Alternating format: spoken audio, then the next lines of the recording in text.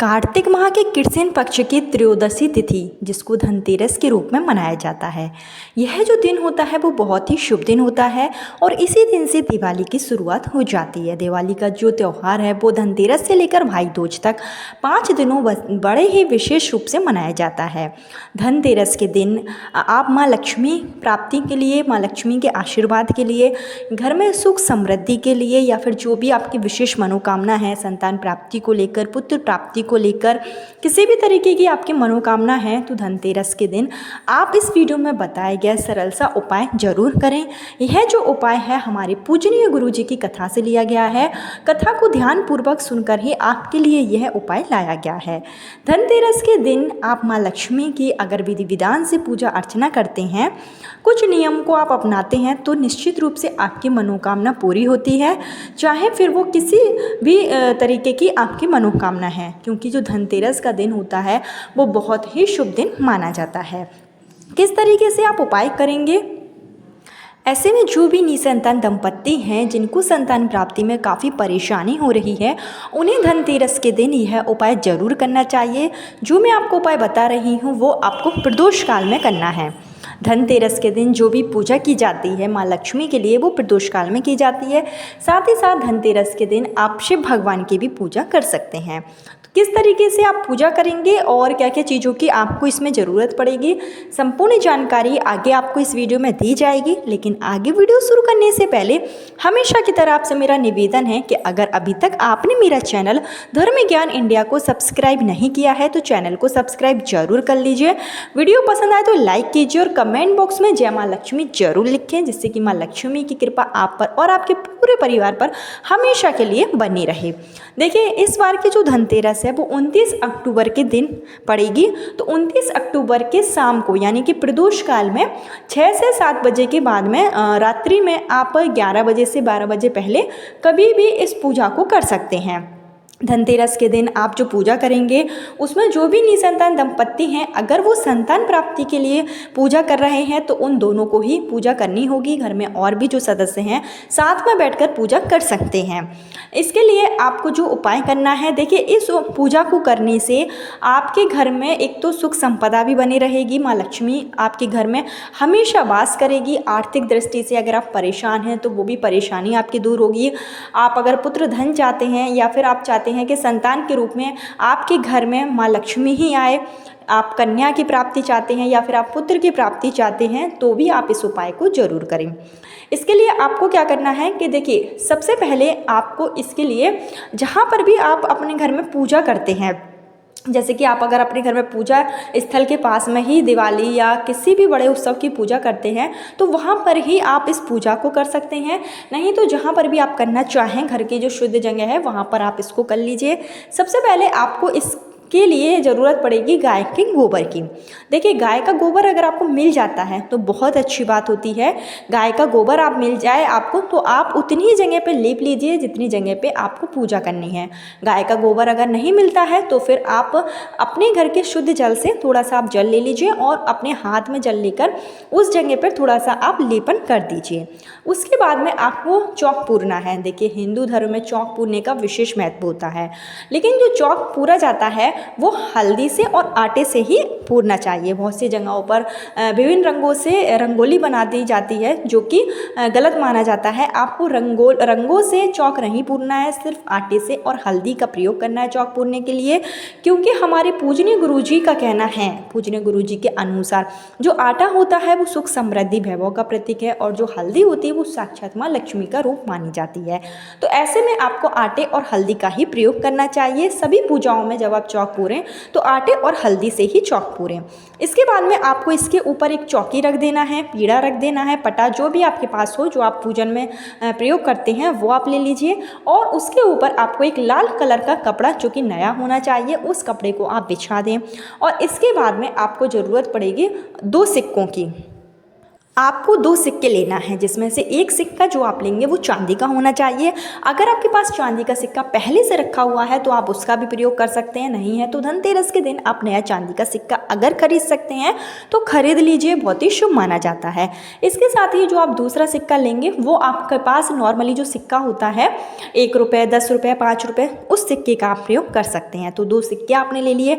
इसके बाद आपको लेना होगा एक थाली आप ले लीजिए और उस थाली पर आपको कुमकुम से, रोली से स्वास्तिक बनाना है।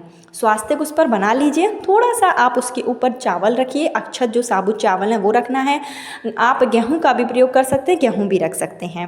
उसके बाद आपको ये जो दोनों सिक्के हैं वो दोनों सिक्के आपको इसी थाली में रख देना है और इस थाली को आपको माँ लक्ष्मी का स्वरूप मानकर आपको जो आपने पीढ़ा रखा है उसके ऊपर जो आपने आसन बिछाया है उसके ऊपर आपको यह थाली रख देना है। उसके बाद में आपको ज़रूरत पड़ेगी 7 आटे के दीपक की। जो आप 7 आटे के दीपक बनाएंगे तो इसके लिए आप थोड़ा सा आटा सान लीजिए। उसमें आपको नमक वगैरह कुछ भी नहीं मिलाना है, साधारण सा आटा सान कर आपको 7 आटे के दीपक बना लेना है। और एक दीपक आपको मिट्टी का लेना है, तो मिट्टी का दीपक भी ले सकते हैं। आप चाहें तो आटे का एक और दीपक भी बना सकते हैं, लेकिन इधर मैं आपसे यही कहूँगी कि 7 आप आटे के दीपक बना लीजिए और एक आप मिट्टी का दीपक अलग से ले लीजिए। जो आपने आटे के दीपक बनाए हैं 7, उसमें आपको घी का प्रयोग करना है और एक जो आपने अलग से दीपक रखा है उसमें आप तिल के तेल का या जो भी तेल आप पूजा में इस्तेमाल करते हैं उस तेल का आप प्रयोग कर सकते हैं। सभी दीपक में आपको लंबी बाती का प्रयोग करना है, क्योंकि जो हम उपाय कर रहे हैं वो लक्ष्मी प्राप्ति के लिए, सुख समृद्धि के लिए, पुत्र प्राप्ति के लिए कर रहे हैं। तो इसमें आपको लंबी बाती का ही प्रयोग करना होगा। लक्ष्मी माता की जो भी पूजा होती है उसमें हम लंबी बाती का ही प्रयोग करते हैं। तो लंबी बाती का आप दीपक में जो है बाती लगा लीजिए और सभी दीपक को आप प्रज्वलित कर लीजिए। उसके बाद में आपको हल्दी से, कुमकुम से, अक्षत से जो आपने सिक्के रखे हैं उन सिक्कों की आपको पूजन करना है। दोनों सिक्कों का आपको विधि विधान से पूजन करना है और लक्ष्मी माता से आपको अपनी मनोकामना कहते हुए प्रार्थना करनी है। और ये जो आपने आटे के दीपक बनाए हैं वो आपको लक्ष्मी माता, यानी कि अगर आपके पास देखिए लक्ष्मी माता की फ़ोटो है तो आप कॉइन जहाँ आपने रखा है वहाँ आप लक्ष्मी माता की फ़ोटो भी रख सकते हैं, नहीं है तो आप सिर्फ कॉइन रख सकते हैं। जो आपने सिक्के रखे हैं उनको आप रख सकते हैं और जो सिक्के हैं उसके दाहिने साइड में, यानी कि जो आपका उल्टा साइड होगा और जो आपने पीढ़ा रखा है उसका दाहिने साइड आपको आटे के दीपक रखने हैं और आपको अपने सीधे भाग में, यानी कि जो लक्ष्मी माता होंगी उनके उल्टे साइड में आपको जो एक दीपक आपने तेल का बनाया है वो दीपक आपको रखना है। दिशा का जरूर ध्यान रखिएगा कि आपको लक्ष्मी माता के सीधे साइड में आटे के दीपक प्रज्वलित करने हैं और जो लक्ष्मी माता का जो उल्टा साइड होगा वहाँ आपको तिल का जो तेल है या जो भी तेल आपने प्रयोग किया है वो दीपक आपको जलाना है।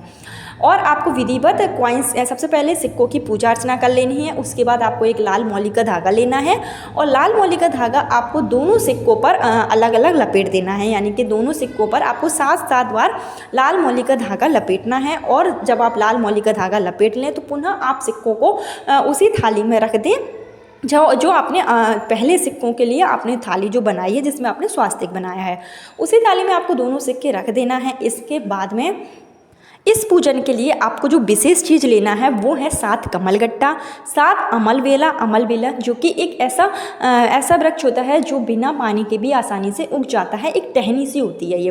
तो 7 आपको अमलबेला ले लेना है। अमलबेला लक्ष्मी माता की पूजा में प्रयोग करने का विधान है।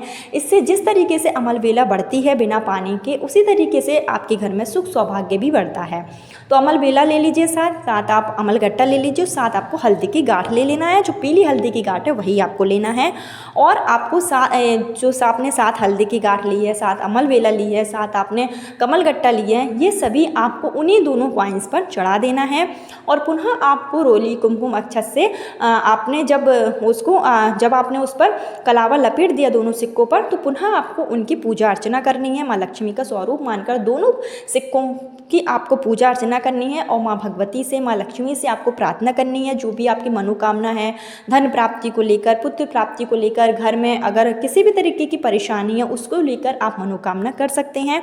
इसके बाद में प्रसाद के रूप में आप कोई भी प्रसाद, कोई भी मिठाई आप उन्हीं दोनों सिक्कों पर चढ़ा दीजिए। अगर जो भी आपके पास प्रसाद हो नहीं है तो आप बतासे का ही भोग लगा सकते हैं। और उसके बाद में आपको हल्दी के चावल ले लेने हैं। इसके लिए थोड़ा सा चावल आप हल्दी में भिगो लीजिए और इन चावलों को आप अपने उल्टे हाथ के हथेली पर रखिए और थोड़ा थोड़ा चावल आप उठाते जाइए अपने दाहिने हाथ से और चावल को आप दोनों सिक्कों पर डालते जाइए।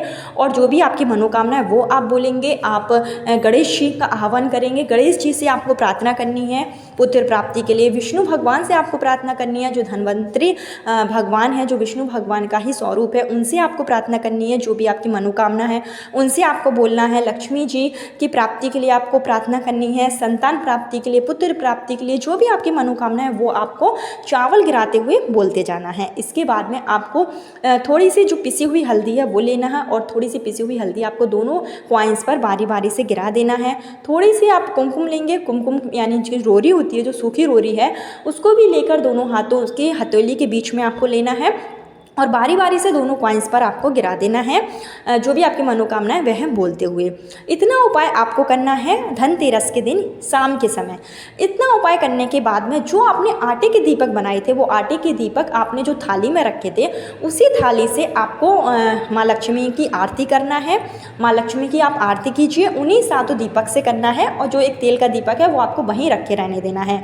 आरती जब समाप्त हो जाए, जब आपकी पूरी पूजा संपन्न हो जाए, उसके बाद में यह जो दीपक है, जो 7 आटे के दीपक आपने बनाए थे, उनको आपको अपने घर के प्रत्येक जगह पर रख देना है। जैसे कि एक आप अपने घर के मुख्य द्वार पर रख सकते हैं, एक दीपक आपको वहीं छोड़ना है जहां पर आप पूजन कर रहे हैं, और आप अपने किचन में रख सकते हैं। जहां पति पत्नी शयन करते हैं बेडरूम में, वहां एक दीपक रखिए, वहां जरूर रखिए दीपक, अगर आपकी संतान प्राप्ति की कामना है तो। और साथ ही साथ जहाँ पर भी आप इन दीपकों को अपने घर में रखना चाहते हैं, तुलसी के पास में या जो भी चीज़ आपको लगे कि हाँ मुझे दीपक रखना चाहिए, तो वहाँ साफ़ सुथरी जगह पर दीपक जरूर रखिए। इस उपाय को अगर आप धनतेरस के दिन कर लेते हैं तो निश्चित रूप से आपकी पुत्र प्राप्ति के प्रबल योग बनने शुरू हो जाते हैं। आपके घर में कभी भी धन की कमी नहीं होती है, या जो भी आपकी मनोकामना है वो निश्चित रूप से पूरी होती ही है। धनतेरस के दिन किया गया यह उपाय बहुत ही शुभ फलदायी माना जाता है। तो 29 अक्टूबर के दिन यह सरल सा उपाय आप जरूर करें। धनतेरस जो कि कार्तिक माह की त्रयोदशी तिथि होती है, शिव भगवान को भी समर्पित है।